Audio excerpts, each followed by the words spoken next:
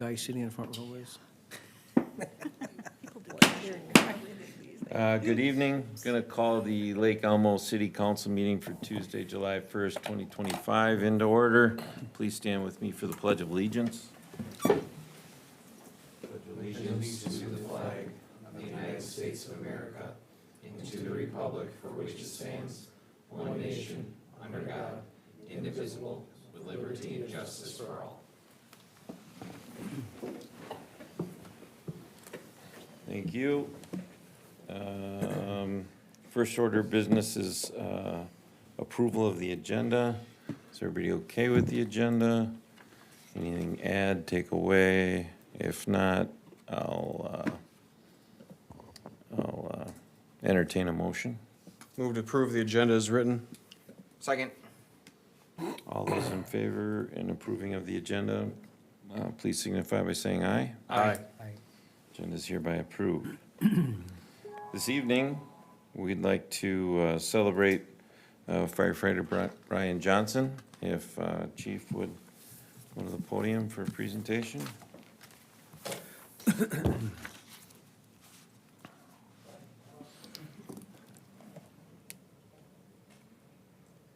evening, Mayor and Council. Tonight, you can celebrate Brian Johnson, badge number 47 on his retirement from the Lake Elmo Fire Department. Brian joined the department in December of 1992 and retired March 31st, 2025. He served over 32 years with our organization and served the city to the highest standards. He was a great ambassador for our fire department. He left a lasting impact on what we're doing in so many different aspects of our operations. His knowledge of our apparatus, fire ground operations, and pancake recipes has helped build this department throughout his entire career. He served as a firefighter, lieutenant, and last as our basically our lead engineer of the department. This guy can run a truck out there with his eyes closed and hands tied behind his back and knows exactly what's going on with these things. Not only has our fire department benefited from Brian's guidance, through his knowledge and passion for the fire service, but he's also left his mark on a generation of firefighters in the East Metro through numerous trainings and so much time spent on fire scenes just operating with these folks. The contributions Brian's made to our fire department will never be forgotten, and this is definitely a well-earned retirement over his time, and I'm really happy. He's been a huge kind of guiding factor for me as a new chief here, and just kind of filling me in on what the history of the department and city, and really helping me out as my time too. So I definitely appreciate that as well. So with that, we honor Brian in appreciation and recognition for 32 years of dedicated service to the city of Lake Elmo and the Lake Elmo Fire Department. Congratulations.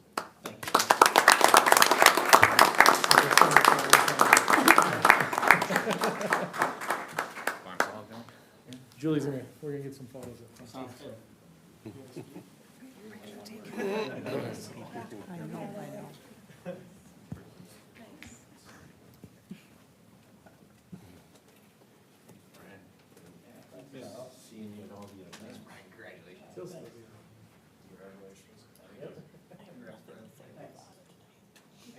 I'm just gonna sit here quietly. I don't have a name tag. I'm not here.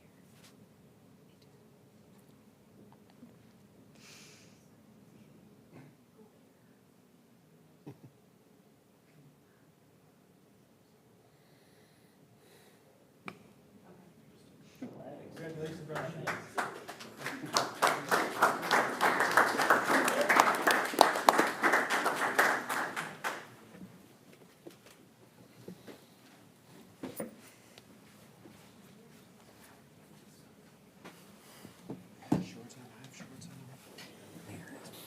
I always appreciated attending city events, and Brian would be there, and he'd smile and do a little chit chat with me, so I didn't wander around what was going on. But so somebody else in the fire department's going to have to take up that mantle for you. All right, sounds good. Thanks. All right, next we have public comments and inquiries. I don't think we've had anybody sign up for that. Okay. Approval of the minutes from June 17th, 2025. I did notice one thing in the,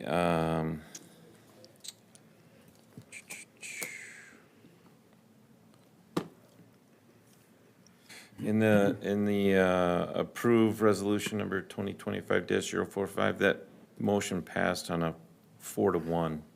I corrected that. You got that? Councilmember Dragisich reached out, and it's been swapped out in the Google Drive. Okay, thank you. Appreciate it. Since that's been changed and there are no alterations from my standpoint, anybody else got anything? If not, I'll entertain a motion to approve. Motion to approve the May 15th, 2025 minutes. June 17th. June 17th, sorry. We are now in Wow. July. Yeah. Those ones. Can we do a friendly minute, make Yeah. that June? Motion to approve Yeah. the minutes from June 17th. Is there a second? Second. We have a motion, and a second for June 17th, 2025 regular and special meeting minutes. All those in favor, please signify by saying aye. Aye. Okay, big, long consent agenda this evening is, the agenda reads approved payment of disbursements and payroll. Can I get a motion to approve the consent agenda? Move to approve the consent agenda? Second. We have a motion and a second. All those in favor of approving the consent agenda item, please signify by saying aye. Aye. Okay, moving into our regular agenda, audit presentation. I thought I had that up. That is your cue, sir. All right, my name's Ryan Schmidt. I'm a partner with Schleiner Weiner & Company. I'm going to walk us through the results of the 2024 audit. Am I navigating this myself as I go, I suppose? There we go. Okay, so I always like to start out with a little bit of a reminder of what exactly the purpose of an audit is and what is it that we do during an audit. So, from a really high level, an audit consists of us obtaining your financial records and information from the past year, 2024, and we perform a number of procedures over this information. So basically what we're doing is we're looking at the transactional data in your accounting system, the information that comes together to make the financial statements, and we're looking at support for those transactions. So we look at invoices, we look at bank statements, we look at reports from the county and the state, all for the purpose of being able to express an opinion on whether or not we feel that your financial statements are accurate. And what we've given you this year is what's called an unmodified opinion, and that is a clean opinion and the same opinion you've received in prior years. Next page here just kind of talks about how the audit went. So if there were any difficulties during the audit as far as obtaining the information we needed, or if we ran into significant delays, or we had any unusual accounting policies or transactions we ran across, this is where we would tell you about it. But as you can see from the page here, nothing like that was identified. Everything went very smoothly. Next page here talks about internal controls and compliance. So as part of the audit process, yes, we're looking at the numbers, but we're also looking at the processes and the procedures that are behind the numbers, and then we also have to review certain areas for compliance with Minnesota statutes. So just working my way left to right here, starting with audit adjustments. A lot of the cities we work with, we post a lot of audit adjustments. So what this means is that during the audit process, as we come across errors or things that need corrections, things that were coded improperly, we help, we make an adjustment, we make these corrections. But as you can see, you actually didn't have any significant audit adjustments, none to the point where we would consider it to be a finding or a material issue. So that's a good thing. That's better than a lot of the cities that we work with. Now the next item here, internal controls. Here we have a lack of segregation of duties. So this is one that's very common. You've seen it in the past. We reported it in prior years. Basically, this is saying that your accounting functions aren't segregated to the extent that's considered ideal. You do have decent segregation of duties. You do have checks and balances and oversight and controls in place, but there are still certain people who have pretty full access to the accounting system, and we want you to be aware of that. And then the last item on here, a review of your compliance with Minnesota statutes. Essentially, the state gives us checklists every year that go over various areas. You know, how did you go about contracting and bidding? How do you pay and approve your bills? Where do you keep your investments and cash, et cetera? And we didn't find any instances of non-compliance there. Everything looked good. With that, we'll move into the numbers. Going to start out by looking at the general fund and a little bit of a historical big picture trend analysis here. So we have the general fund here, 2020 through 2024, and then the budget on the right-hand side there as well. So just really big picture, revenues did exceed budgeted amounts by about $1,007,000. And expenditures were below budgeted amounts in the general fund by about $378,000. So overall, you had budgeted for a slight decrease in your fund balance of about $43,000. Your actual increase was about $1.4 million. Now, the next couple pages break down these same revenues and expenditures into greater detail, and we'll kind of look at where those differences were. So this next page here shows the general fund's revenues, broken down into smaller categories. You can see taxes and assessments. It's, of course, the largest revenue category for the general fund, and here you were basically right on budget. That was about as close as it gets. All of these, the remainders were slightly over budget, the largest being your investment gains and losses. That was over budget about $364,000 of additional investment earnings.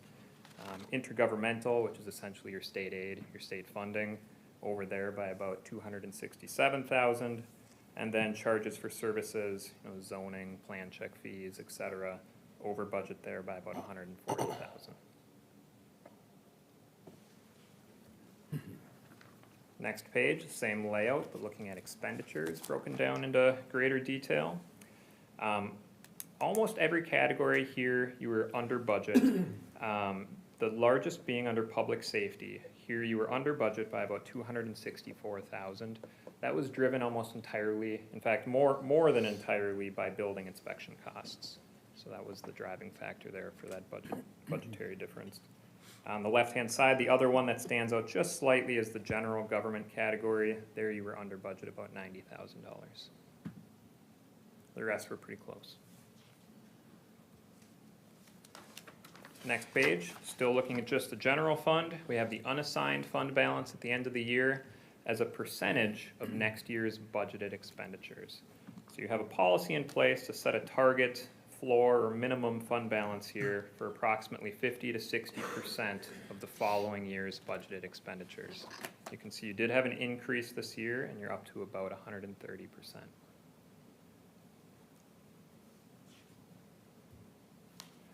And then the next page just shows the cash over the past 5 years, which this fluctuates a little bit just based on the timing of when you pay your bills and, you know, what kind of payables and receivables you have and, you know, the timing of when that comes in.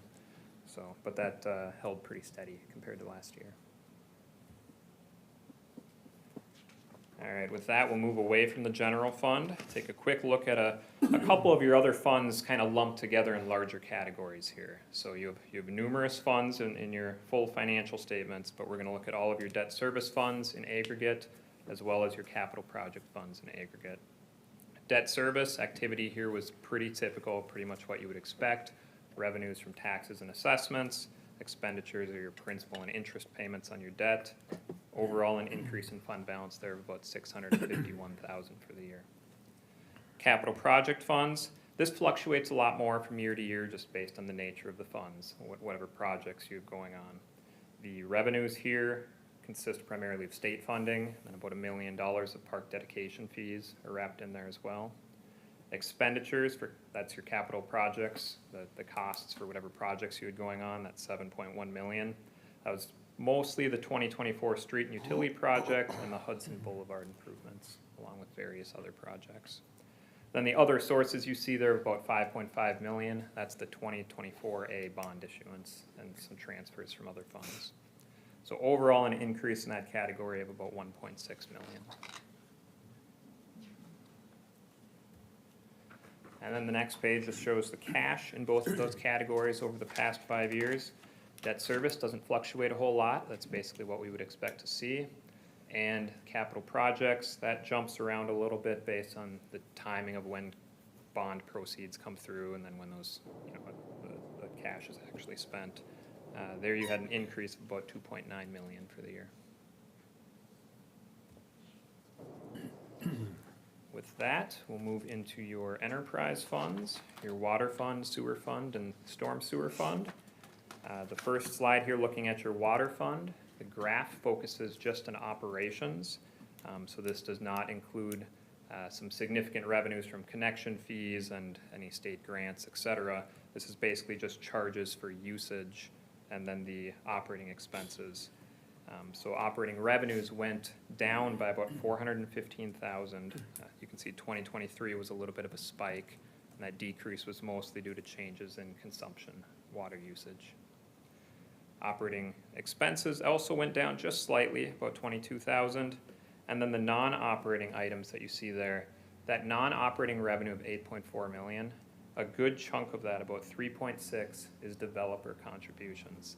So what this means is that when a development in the city is completed, the developer turns over the asset to the city, and you recognize that as city infrastructure, as an asset. And when you put that on the books, you have to recognize a corresponding revenue. So it doesn't represent cash flows, but it does increase the net position of the fund. So you'll see that later when we look at the cash for each of these funds, that even though you had an overall increase in net position here of 6 million, that's not representative of an increase in your cash. Next page here, same layout for the sewer fund. Here we had an increase in operating revenues of about 108,000. Operating expenses also increased about 499,000. And then once again, the non-operating revenues down at the bottom of about 5.5 million. A good portion of that is again developer contributions along with connection fees, some other items. Overall, an increase there of 3.4 for your net position. And the next page, same layout again for the storm sewer fund. Increase in operating revenues here of about 76,000. Operating expenses up about 133,000. And then that non-operating revenues is almost entirely developer contributions. And then for each of those three funds, we have the cash balances over the past 5 years. And as I mentioned, despite the increases in overall net position because of those assets that were recognized, your cash itself actually held pretty steady. Slight increase in the sewer and storm sewer funds, and water utility actually decreased due to some of the outlay for capital projects.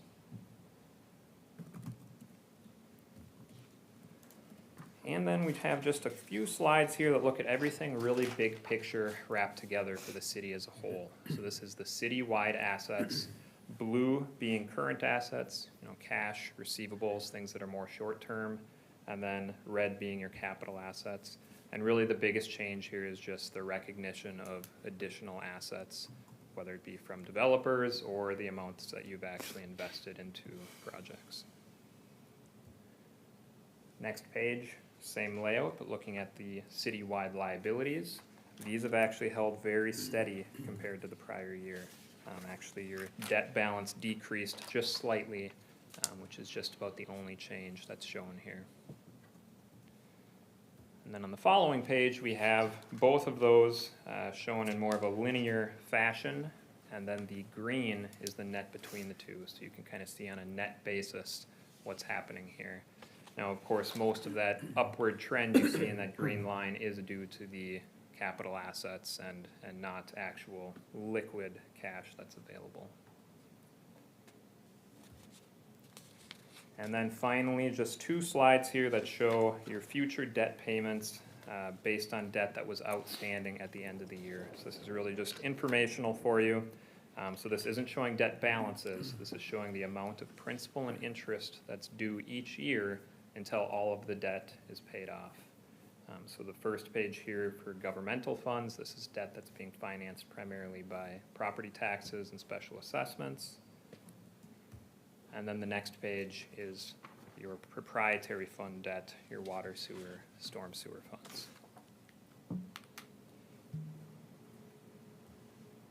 Any questions? Questions? Yeah, Councilmember Holtz.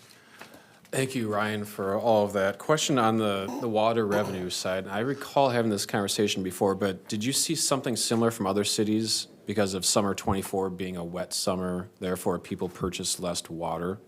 Yeah, the decrease here was a little more significant than what I saw at most cities. It fluctuates a lot from city to city, but, yeah, I would say it was a little more pronounced here.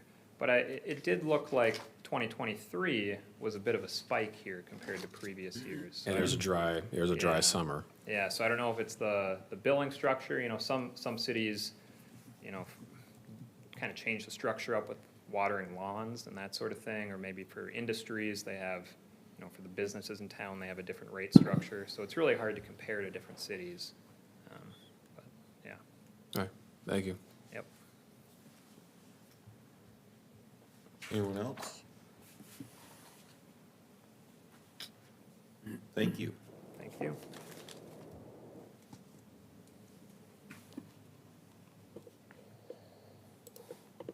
With that, I'll entertain a motion.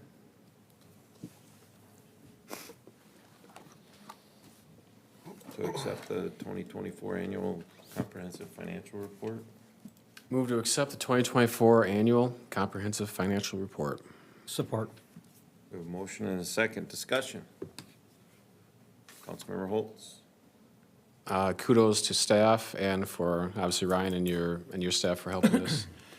As much as it's annually required anyway by statute, it's something that residents do care about, and they need to see this firsthand. This is several years in a row now where there's nothing being observed for a mistake, intentional or otherwise. And that is the first expectation when it comes to our finance. So I'm glad to see that happening again. And just for all who are watching, yes, that second piece, the IC of duplication and segregation of duties, there is not a city in Minnesota of our size that doesn't have that happen. That is the norm, and it will always happen for a city of our size. And I have full confidence that we do have the policies and procedures in place to make sure that it is a risk, but that it doesn't cause any harm. But thank you for that presentation. Any other discussion? All right, there's a motion on the floor. Call the question. All those in favor of accepting the 2024 annual comprehensive financial report, please signify by saying aye. Aye. Motion passes. Thank you very much. Next on the list is the I-94 lift station and Forcemain improvements. Authorize purchase of new pumps. Good evening, excuse me, good evening, Mayor and Council. So this item, I've been before you with the I-94 lift station, and Forcemain improvements here a couple of times. Last meeting, when we authorized advertisement and approval, there was I did tease this item, and the issue was that when we started the process for the analysis of the lift station and the Forcemain, we weren't sure if we were gonna need new pumps or not. It was gonna kind of depend on the size of the new Forcemain. And through that analysis, it was determined that the city does indeed need new pumps for this lift station to operate with the Forcemain out of the gate. Pardon me. So before you this evening is an item to authorize the purchase of these new pumps. Just a little background again. The failing Forcemain that runs up Hudson Boulevard across Inwood Avenue to connect to the Met Council discharge location was analyzed earlier this summer. It's been recommended that we upsize the Forcemain from an 8-inch to a 16-inch to accommodate the final ultimate discharge scenario. And as a result of that, we do need these 3 new pumps. So without spending a ton of time tonight going through everything, because we've been through this a couple of times, we are asking that council authorize purchase of these new Flight pumps. Flight is the brand that Public Works has exclusively in town. They're what we use. So with that, I'm asking council to approve a motion to authorize the purchase of 3 new Flight pumps for the I-94 lift station. We're estimating it's $170,000. Is that a not to exceed 170,000? Yes, we'll go that route, and if for some reason we come in higher, Mr. Mayor, when we need to do any sort of installation or reprogramming, then those costs will be brought to council. Okay. Councilmember Holtz? What happens with the pumps after the project? Is there any utility for them for future purposing as needed? Do we put them back on the market at a lower price, or what do we do with them? The existing pumps you're talking about that are in the lift station today? The three that are being purchased for, No. oh, They'll stay there. oh, permanently. I thought these were just being meant for some of the temporary, okay. Dumb question. No, No, it's not a dumb question at all. The existing pumps will be, there's a salvage value that Public Works will take those pumps and try to get something back for them. Any other questions? Hearing none, I'll entertain a motion. Motion to authorize the purchase of 3 flight pumps for the I-94 lift station within the authorized $170,000 project budget. Second. We have a motion and a second. Any discussion? Hearing none, I'll call the question. All is in favor of the motion to authorize the purchase of 3 new flight pumps for the I-94 lift station within the authorized $170,000 project budget, please signify by saying aye. Aye. Thank you very much. Number 5 is the adoption of pavement management plan.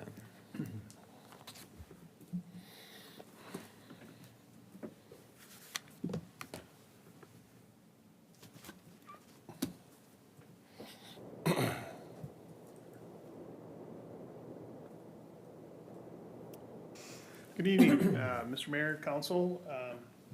Here to present the pavement management plan as following up from the 2025 street ratings. So we re-rated the streets this year and then refreshed the pavement management plan that was last adopted in 2023.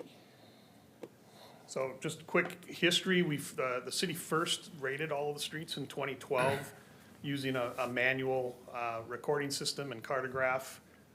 And then in 2016, we moved to Good Point technology, which is more of a robotic camera van system that does the inventory of the entire street network and rates the streets as we go through. We then rated the streets in 2021 to update those. And then following the 2021 street ratings, then in 2023, we came back, and that was the first time we actually formalized a pavement management plan around those ratings. So staff had been obtaining these ratings and using that for our maintenance decisions and as data into that, but we didn't have a formalized pavement management plan. So that was first adopted by the council in 2023. And one of the recommendations from the 2023 pavement management plan was to identify that we would reassess the pavement conditions every 4 years. So that brings us here today. We went out for proposals. We hired Good Point Technology again to re-rate the streets. And we just got those back. And then with that, we've updated the pavement management plan. So I want to talk a few things about the background, and then I'll get into presenting the outcome of that. But you want to keep in mind that the ratings is a detailed surface condition assessment. So it's really a visual of what's on the surface. So there's a lot, it's just one data point, and it's a good data point to use in your pavement management, but it's just one. It doesn't tell you if the streets are draining well. It doesn't tell you if the underlying soil conditions are in good shape. There's a lot of things that it doesn't tell you, but it's a good starting place. It's a good measurement metric tool for the city to use to see how you're doing in maintaining your pavements throughout the network. And so it's a pavement condition index. It's a scale of 1 to 100. Every street is scored on that, 1 to 100. And it's a widely accepted methodology that's accepted by the American Public Works Association and American Society of Testing and Materials. So I always like, whenever I'm talking about Lake Elmo streets, I always like to show this slide. I started showing this years ago, and it's a good perspective slide. And what it's telling you is, I'm looking at Lake Elmo in 2013 with a population of 8177, and you had 70 miles of street. And so I just did simple metric of people per mile, and you have 117 people per street mile. In 2025, I just updated that based on what for your population and your miles of street, we're at 97 now, so you got 142 people per street mile. And then I listed some of the surrounding communities that I did the same metric. Now, I did this in 2023, I didn't update the other communities. The exact numbers are really unimportant here. The important part is to show that it's part of the character of this community in that we have a large mass of land that is rural in nature. And so we have a lot of large lots. And so the whole point of this slide is just to show you that we have to pay to maintain these 97 miles of roadway, and we have less people to pay for them. So you have about half, you have 2 times the number of miles of road per person in your city. So that is something, it's not, I'm not saying it's bad or good, it's just a reality that's good to keep in a perspective. And then I like to talk about the types of streets, because we had sort of the pre-growth Lake Elmo, when we did a lot of the OP developments, and what the roads that were being built is the section that you're seeing here, where you had whatever width the road was, you're basically going in and building say a 6 to 8 inch depth of roadway of gravel with bituminous, through 2 to 3 inches of bituminous on top, and using bituminous curb. What you have to understand is garbage trucks, the larger vehicles that pound those pavements at sensitive times when you have moisture and freeze thaw going on in your roadways, those wheel impact loads push down to 3 feet. And so you only have, less than a foot of pavement section. So you're really relying on the underlying in situ soils to provide strength to support your roads. And because those soils were never disturbed, or they're natural soils, they weren't engineered soils when they were first constructed, they tend to be much more variable. So that's where you'll see soft spots. You'll have some roads, parts of those roads that will fail, some hold up very well. And so it's really dependent on what those in situ soils are.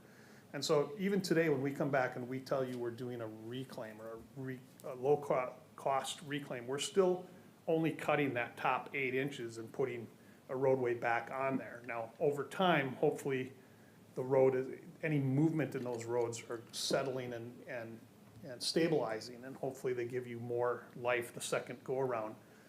But you still are susceptible to silts and clays in those soils, so if water gets into the surface, then when you get that freeze thaw action and you have a lot of silts in there, you'll have areas where you get a lot more movement and the road will crack and fail earlier. So that's just, it's not a wrong street design, it's just the way streets were designed back then. There's some cities that still design them that way, so it's just a type of roads that we're dealing with. And so when you think about the OP rural areas, these are what your roads are mostly made of. And what we are doing is replacing the bituminous curb when we go in and do the reclaims today. The other kind of road is what I call the new city standard, and basically starting off with Savona in 2013 and all new development that the city, the development standards we're giving the city is there's a much thicker road section. It's either a 12 to 24 inch sand section that we're putting in there below. It's an engineered soil, it's a uniform specified sand material that's a drainage layer. It provides structure, it's silt free, so if water gets in there, 2 things happen. One, it's less susceptible to freeze thaw and heaving, and then it's also, we have drain tile in the road beds, so the water that would get in there gets through the sand layer, gets into the drain tile, and gets dispersed out. So these are a much more robust road, and these are the roads that I call the 50-year roads. The bituminous surface isn't gonna give you 50 years by any means, but the underlying structure is gonna be there for a long time, and you'll just have to deal with redoing the top part or the bituminous part over time. So we will be getting, the first Savona roads went in 2012, 2013. When we get to that 20, 25-year life cycle on those roads, we're gonna get into a lot of just mill and overlays or very thin reclaims that we have to do, and we won't have to go down into that structure. So costs will, improvements you'll see your CIP move to these types of overlays as sort of the way to go.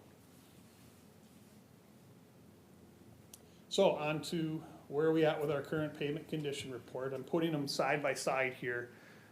It was actually, there's a little confusion in the 2021, 2023 that I'm saying here. The ratings were done in 2021, but the Icon software we use to manage that does project the roads forward. So in some ways I call them, sometimes you'll see me catch me calling them the 2023 ratings, sometimes the 2021, but it's where we were at before.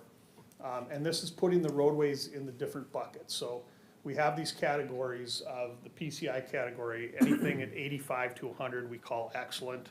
Anything from 70 to 84 we're calling good. And then we have a fair category is the green category, poor, and failing are the red and blue. And so in 2023, you can see we had 78% in the good to excellent category, which is a pretty good rating. A lot of cities strive for an average PCI in the 80s. Our average in 2023 was 83, and you had 78% of your roads in that category. And then you had a larger percent in the failing to poor, which really are the streets you don't want to do maintenance on anymore. Those are the ones you want to get into the CIP for reconstruction projects. The green categories are ones you can generally do a mill and overlay. You can do things to continue to carry that pavement forward and renew it a little bit to defer that reconstruction project. And now you can see in 2025, 88% of our roadways are in the good to excellent category.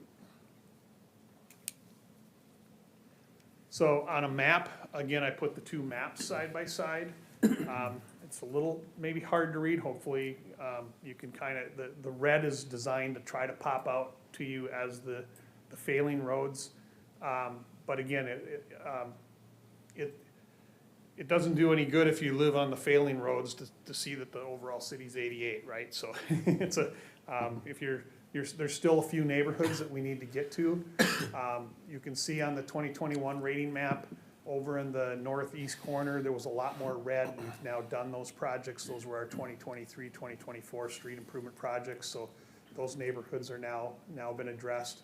I will say for the 2025 rating and the data we're presenting to you, we've already overrode the rating system for the 2025 project. So we put in here that the streets that we're doing today in 2025 are already improved. So that's the assumption in the data that we're presenting you.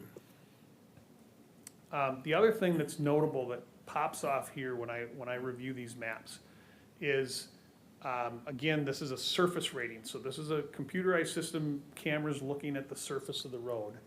And I'm going to call your attention to Tapestry, yeah. Tapestry. So if you look at 2021, those roads looked in decent shape. They were between a 70 to 84 rating.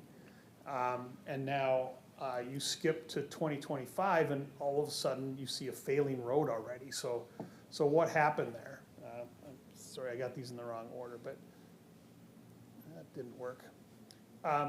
So what happened with Tapestry was you look back and we seal coated the road in 2020. So the rating that happened in 2021 was being masked by that fresh seal coat that was being put on. It was only a year old. It was masking and hiding some of the deficiencies and cracks in the road. So it came out with a higher rating than what was really there. And so as soon as seal coat wears off now, the true colors of that road are shining through. And that's telling us that road was in a little worse shape than we had been led to believe. So that's why, again, I emphasize this is one data point in everything we have to use in analyzing the streets.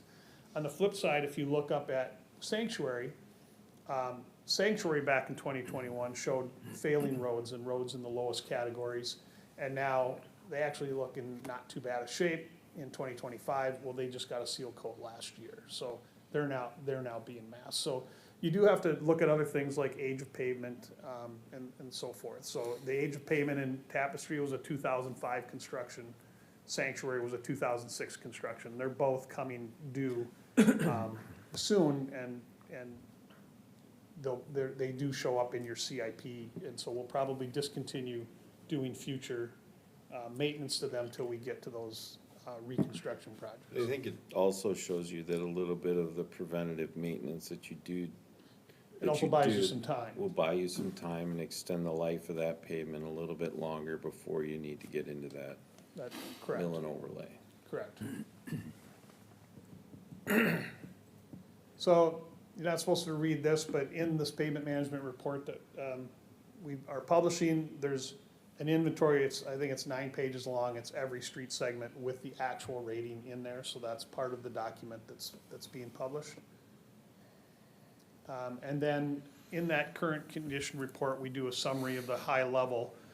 So the average condition for today's streets is an 88.6 or an 89. The overall rating was 83 in 2023, so you had a 6-point increase in the overall rating of your average PCI.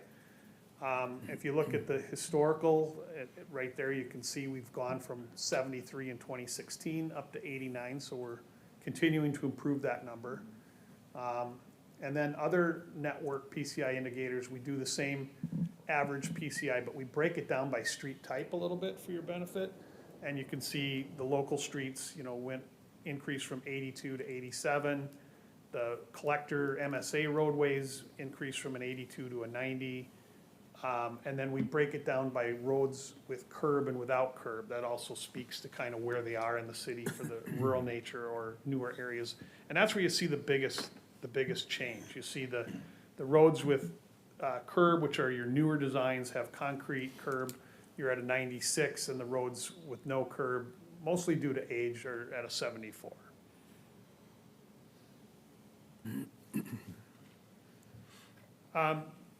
This is just a summary. You've seen this one back in 2023, but in the report talks about the different treatment strategies that we employ. So we employ crack sealing, we employ seal coating, mill and overlay, full depth reclamation, and reconstruction. And so the report has a write-up on each of those of when we use them and why we use those.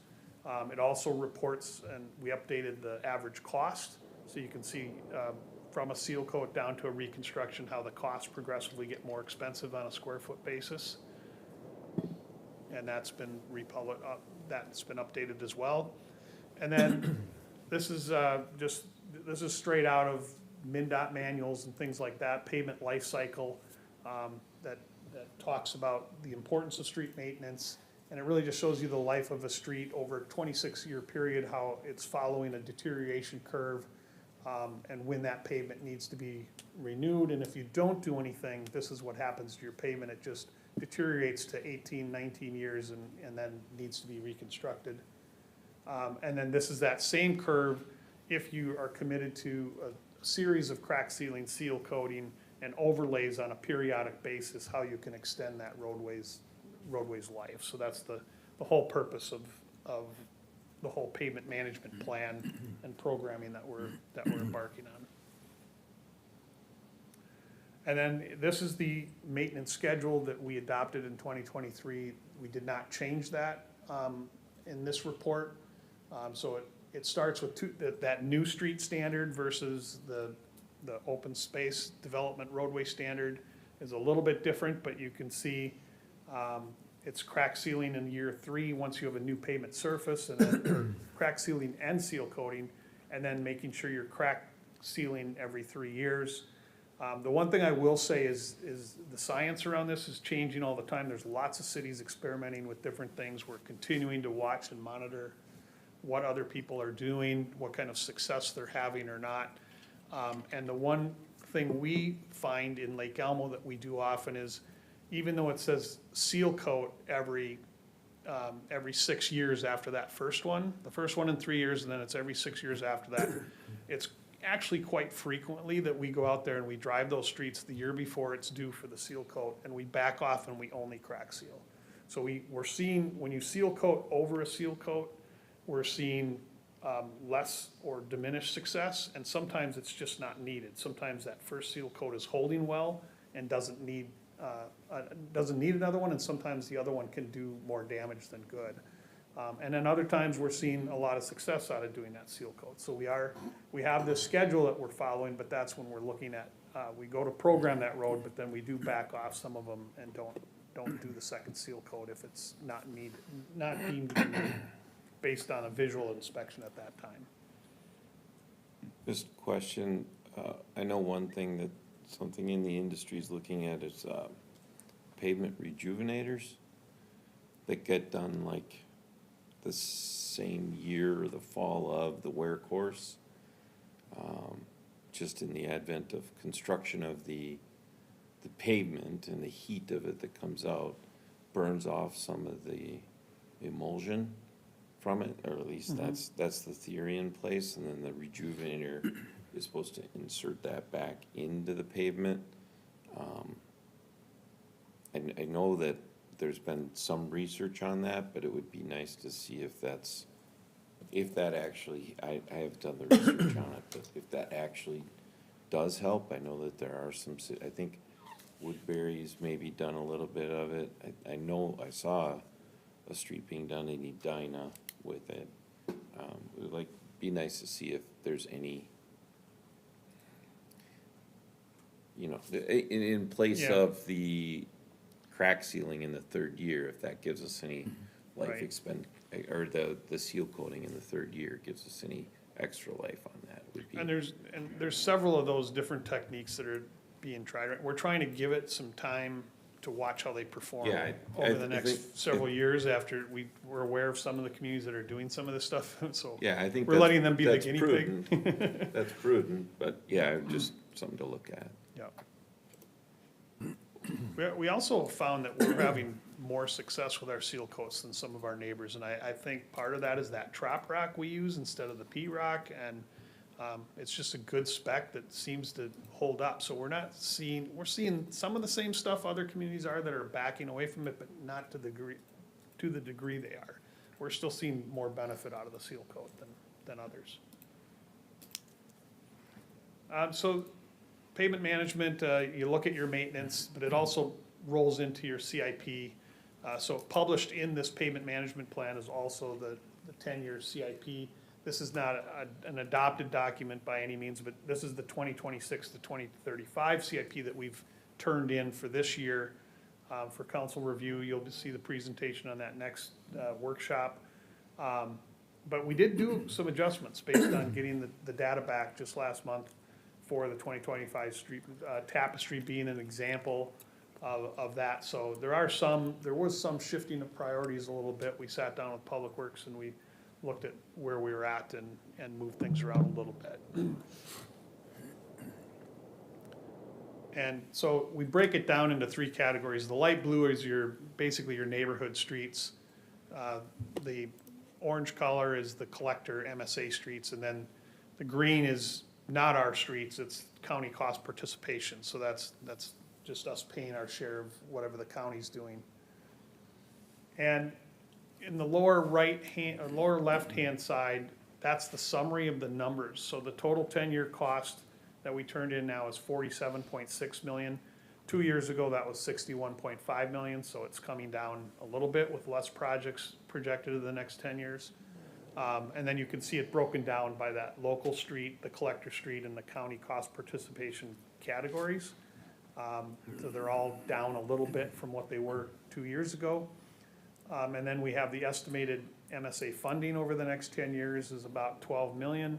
And the estimated assessment revenue on those residential street projects would be 8 million. So you're looking at 47.6 million in total costs over the next 10 years, and you're looking at 20 million in revenue on, not revenue, but assessment revenue and MSA revenue sources. So you're looking at 2.7 million per year on average over the 10 years. But this is the street capital improvement plan map. We mapped where those improvements are by year over the new pavement rating map. And then on the right-hand side, you have the previous pavement map, and all those hexagons with done in it are all the projects you took on in just the 2023, 2024, and 2025. So it shows you that there's a lot of neighborhoods we attacked. Several of those were funded through the grant funds as we were putting water in neighborhoods and Stillwater Lane and so forth. So a lot of projects were taken care of in the last three years. So the findings of the report, you currently have 98 miles of roadway, 27 miles of new street since 2013. Your average PCI rating has gone up to 89. It represents a street network that's in good to excellent condition. The PCI rating falls to 74.7 for those streets with no curb, so those show up in your CIP as the streets that we'll be addressing there. 88% of the streets are in good or excellent category. That's up from 78%. And then you have 6.5% of the streets in the fair category. Those are streets, those are opportunities that we can look closer at and maybe do mill and overlays and continue to defer maintenance on those roadways another 8 to 10, 12 years. 5.5% of the streets are in poor to failing categories. And then the later years of the CIP are based on pavement aging and reflect streets that are in currently good condition. And what I mean by that is, on the CIP in year 2035, that last year out there, we have Demontreville Highlands area programmed for CIP. If you look on the map up there, the map is in the best category. It's in a good category. If you look in the 2023, it looks like they were the ratings are masked a little bit by a seal coat, but they still were in good shape then. So we're asked to do a 10-year CIP, and we're just programming that based on that roadway was done back in 2011, and by the time you get to 2035, you're probably gonna be seeing that deteriorated. So it's done by aging, not by your PCI. Well, you could look at that from a potential degradation curve, right? Yeah, And say that that's where it's likely gonna land. yeah. And I just wanted to point that out, because if you're Yeah. just looking just at the map, why is that in the CIP when it's showing that the road's in good shape? So the recommendations are to implement the street maintenance and rehabilitation in accordance with our general life cycle maintenance and rehabilitation schedule. Continue to rate our streets every 4 years, so the next time would be 2029. We continue to maintain an annualized street maintenance budget in the amount of $600,000 over the next 10 years. That's for seal coating, crack sealing, and mill and overlays. We do, every year, it might be $400,000 one year and $800,000 the next year. It's never gonna be $600,000. So we tried to create that street fund so that we can balance that and make the right decisions rather than try to back into a budget. As I mentioned before, we're continuing to investigate alternative maintenance treatments and replace the multiple seal coat treatments, so we're watching carefully what our neighbors are doing in some of the trials. Implement the street capital improvement plan to address the 5% plus streets that remain in poor condition and to anticipate the continued failing pavements by aging. Continue to use the full depth reclamations with new concrete curb and gutter. When we address those streets, they're in the fair category or below. And when the underlying soils support that. And then as the number 6 is talking about that future where the full depth reclamations without having to do concrete curb and gutter and doing a mill and overlay is going to be, it's a technique we're not using yet that we will be using when we get to those new streets in about 20 years. So, and I think we'll see annualized costs going down in today's costs. With that, I'll stand for any questions. Questions for Jack? Councilmember Hurd. Yeah, just back to the last slide. So with the maintenance budget of that 600,000, is there any type of modeling that can be done where if we say, you know, if we actually would increase that budget item to 1 million versus 600,000, that, yeah, even though we're spending more on the budget of maintenance, long-term capital projects we're spending less. Is that possible to model that out? Or It how did is, and that's what 600,000 the get- ICON program does that, and in 2023, we ran that model, and that's where we came up with the 600,000, and it showed in 2023 that over 10 years, if we spend the 600,000, the ratings will drop from 83 to 80, so you're not dropping much at all. Sure. And that's where you're looking at that. If you drop that number to 400,000, it might show your average index dropping into the 70s or something like that. If you spent $1 million, it might show you going into the 90s. And so that model does exist. We haven't ran the model based on the 2025 ratings because we just got those back, but it is something we still intend to do as a follow-up and on a check on that dollar. Okay, that's good to know. Thank you. Anyone else? Yeah, Councilmember So- Dragisich. In looking to approve this pavement management, we're not actually approving a CIP here. That will be done at a future meeting. Yes. This is just the CIP that develops from the plan, and we'll be discussing it in detail at our CIP. Yes. Thank you. Oh, just one more Yeah, question. go for it. And you mentioned it about, you know, like your comment of, you know, if the citywide average is 88 or 89, that doesn't really mean a lot to the person who has the rating of 10 on their street. And then I know you have this, the stat of, I think it was about 6% are in that, the poor condition. As far as for, maybe comparables to other cities or standards, I feel like we had this discussion, but I don't know if we have anything in the management plan of where we wanna make sure that we're not allowing that number to get above a certain threshold. I don't know if there's comparables to other cities that you're aware of, There are, because a lot of cities do this, but some use different rating systems too, Okay. so, but in general, like I said, the typical cities are targeting an average PCI in somewhere between 80 and 90. Okay. That's where most of them are gonna be, and we're well within that. I don't know that they have targets for every category, because the categories you choose can vary too. maybe so just something to be mindful of. Yeah. Okay. It's really a tool to understand where you're at and where you need to prioritize. On those lower rating streets, you wanna use that as an indicator not to go spend your maintenance dollars unless you think you have a technique that can extend the life of that and defer that asset. But, once they get into that poor and failing condition, that's where the reconstruction's needed. And you wanna stop spending the maintenance dollars. You wanna spend the maintenance dollars keeping the good pavements good, because that'll give you a longer life on those. Defer the construction on that.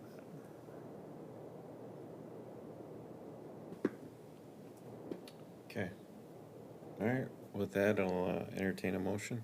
Motion to approve the pavement management plan update dated July 2025. Support. We have a motion and a second. Just a couple of comments. I think getting back to Councilmember Hearn's question, if you just look at, is that Highland Estates that we're doing next year? What's the one across from near the Tablin area off of, Heights, like Elmo Heights. Lake Lake Elmo Elmo Heights. Heights?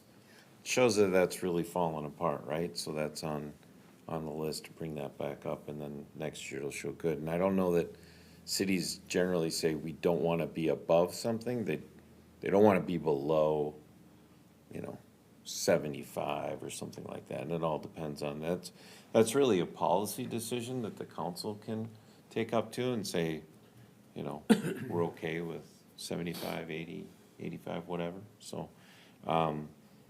Just a note, that $600,000 over the next 10 years, that's generated based off what we have today. When North Star Development comes in, that adds another 2 miles. When Limerick comes in, that adds another 2 miles. When pieces of other development come in, you're just adding mileage. So based on, the formula that they're looking at, that 600,000 might go to, say, $700,000 based on your increase in mileage within that 10-year span, just to maintain the roadways that you have on an overall infrastructure piece. Councilmember Dragisich. That's a good point, Mayor, in terms of the maintenance of the streets. If you look forward and having just a little experience, not as much as Jack, of course, but you find out that $600,000 is the best money we will ever spend. It saves millions and millions of dollars. Do nothing, let it go to heck, as the graph showed. Now you can spend $200,000 a block fixing it up, as opposed to $10,000 a block maintaining it every so many years. So that's money well spent, and if our road mileage goes up, and our program says we should up our maintenance levy to $700,000, we'd be crazy not to do that, because it's the best interest of our residents and businesses, and saves them money. I think also when we look at the North Star, some of the development in the Muse area where it is labeled medium density, high density, right? So that people per mile should get better and better as time goes on, right? We're not gonna really see that in our more rural areas, that should stay the same, but in the area that's deemed by the comp plan to grow. We'll have more people, and it'll be more people per mile that way.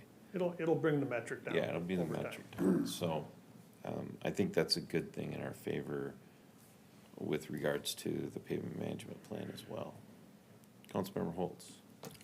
I think this remains one of the best things that's happened with this city the last couple of years that we've been on council, between making the CIP 10 years, being able to get the 3M dollars out.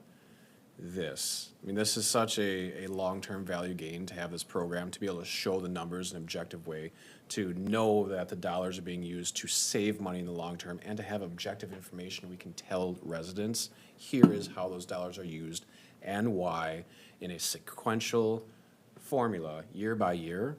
That the fact that it wasn't happening before, that's another story, but it's happening now, and it is good. So thank you for this.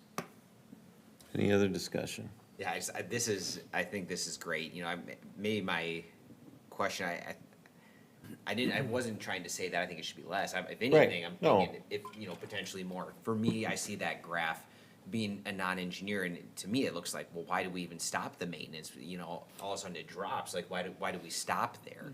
I'm sure there's an engineering reason when it gets to a certain point, it's just, it's gonna exponentially drop. So that was my comment on that, is like, you look at that graph, it looks like we should maintain it beyond where it starts to get down into that little bit of red. The answer is that underlying structural support See, conversation engineering, I we knew there was an talked engineering response, right? So, You can't see it, but Yep. that starts Yeah. to degrade, Yep. and then you gotta reinforce it, and then you bring it back to. So to I think like that's great, and I think you made some really good points too. I know we've had some of the conversations with some of the recent road work of the lifespan of the roads, and yes, like that, the graph shows that if we don't do anything at all, it'll last 26 years. I'm guessing that's if we don't do anything on kind of like the newer standard road with curbs, but that doesn't mean the road isn't completely beat up into that red zone. That was showing that closer to the 16 to 17 years already. Right. So I think that was something that really stood out to me, and I think is important for people to see, as we're going through this. And your point of this is just a data point, it's not everything. But it's one data piece that we can use to at least make some good assessments as we look forward here. I think when you look at the assets of a city, we're taking care of one of the most expensive assets that a city can have. And my experience in looking around at other cities that implement a pavement management plan, our numbers are really good overall, right? I think that to the layman that drives a car, like, well, the street's a street. Well, when you let roads go to the place where you're dodging potholes with your vehicle, when you can maintain them to a level people are reducing the amount of maintenance on their vehicles with, I don't know, brakes, shocks, tires, all those things. It's a little bit, right? But any little bit helps in my estimation, so. This is great. This, nice report, Jack, thank you very much. Yes, Well thank you. done. This is great. Thank you. All right, so we have a motion to approve the payment management plan update dated July 2025.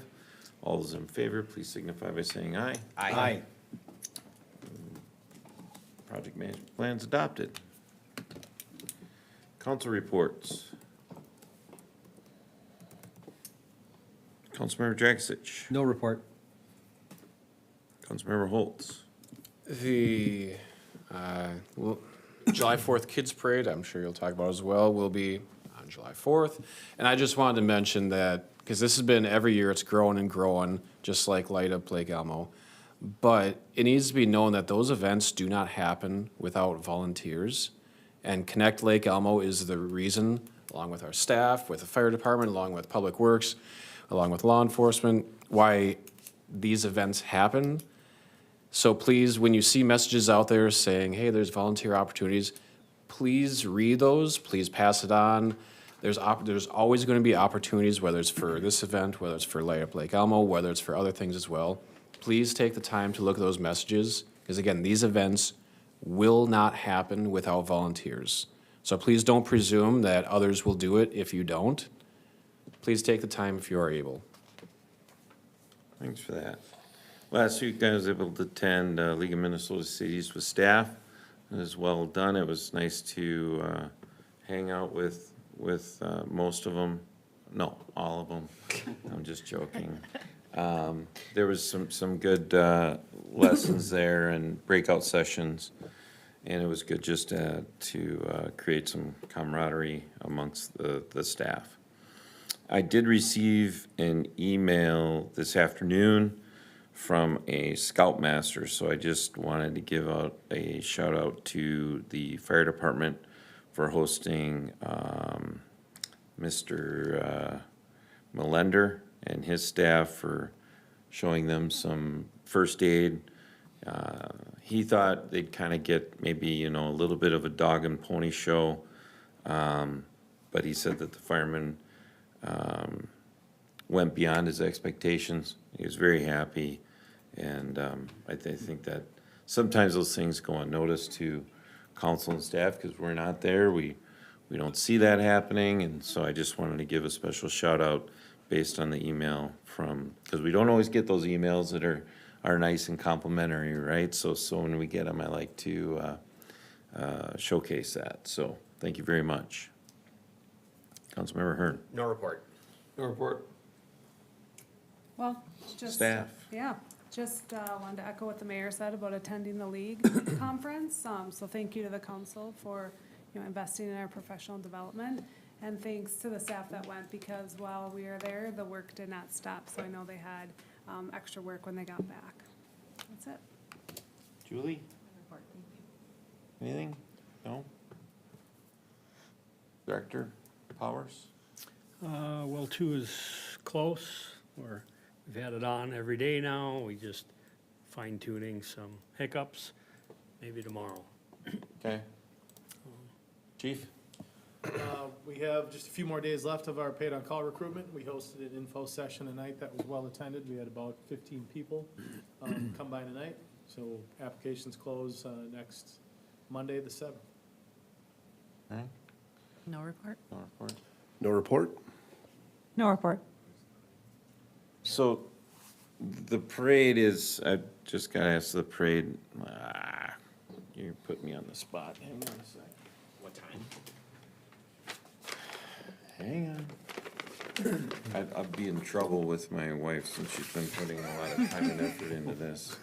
You would still be in trouble. The parade start time is 10 a.m. And to Councilmember Holtz's comment about volunteering, even if you can just give 1 or 2 hours. I know there's some setup on Thursday evening.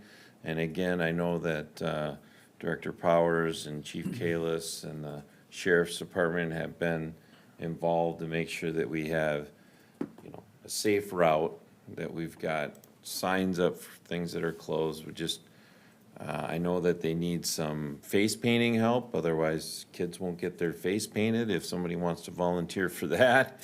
You think I'm an artist? Yeah, anybody can paint a kid's face, well, maybe except for Councilmember Hearn. I did do it last year, and the So- other line was significantly longer. The parade activities are from 10:15 to 12:30. There'll be some minnow races there. I think there's gonna be a dunk tank there. You can come dunk the mayor and any other council members that wanna get in the dunk tank. Fire department will be there, so it's always a good time. The Rotary gives out free ice cream at the end of it, which is always yummy and tasty. So I encourage you to attend and get a little Americana in you on the 4th of July. So with that, I'm gonna adjourn this evening's meeting at 8:08. Well, Matt, what were you drawing? Oh, I thought I was doing a decent job. Were you just No, taking too that's a long? copy. He's gonna Art's do not my thing. red, white, blue.